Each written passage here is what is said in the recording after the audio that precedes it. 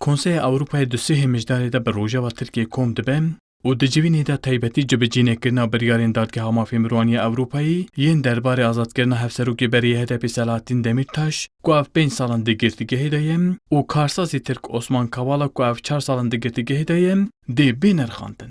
Tirkiye tevî biryarên Dadgeha Mafê Mirovan ev bi salan Demirtaş û Kavala bernedane.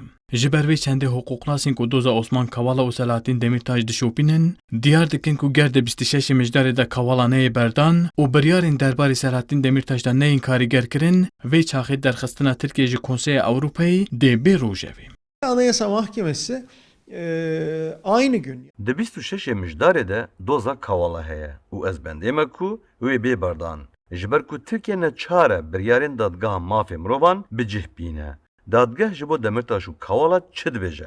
Dibêje bila demildest bên azad kirin. Heta dibêje mafên wan yên jiyanê û hilbijartinê hatiye bin pêkirin û bi awayekî derasayî niha girtîgehê de ne. Ger ev biryar neyê karîger kirin di civîna Konseya Avrupayê de ez di wê baweriyê de me ku dê Tirkiye ji Konseya Avrupayê bê derxistin û dê têkiliyên Bîkitiya Avrupayê jî têk biçin.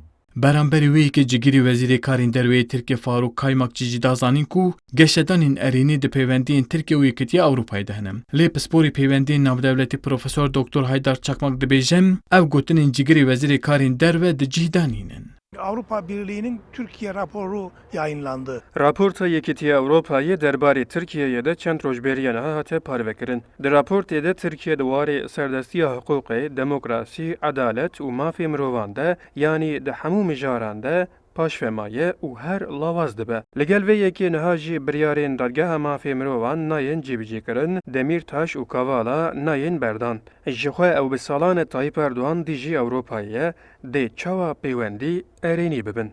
Dadgeha Mafê Mirovaniya Ewropayî, Yekîtiya Ewropayî, Konseya Ewropayê û Daîreya Bilindiya Dadgeha Mafê Mirovaniya Ewropayî heta niha bi çendîn caran demil dest daxwaza azadkirina hevserokê berî HDP Selahattin Demirtaş û karsaz Osman Kavala kiriye. Lê hikûmeta Tirkiye dibêje ev kesane suçdarin ji ber vê sedemê nayên berdan. Ji lûma jî pispor dibêjin egerek zêde ye ku Yekîtiya Avrupayê û Konseya Avrupayî dê Tirkiye siza bikin. Vural erişmiş. Kurdistan 24 Ankara. Hızını gazını alamamış. 2 gün sonra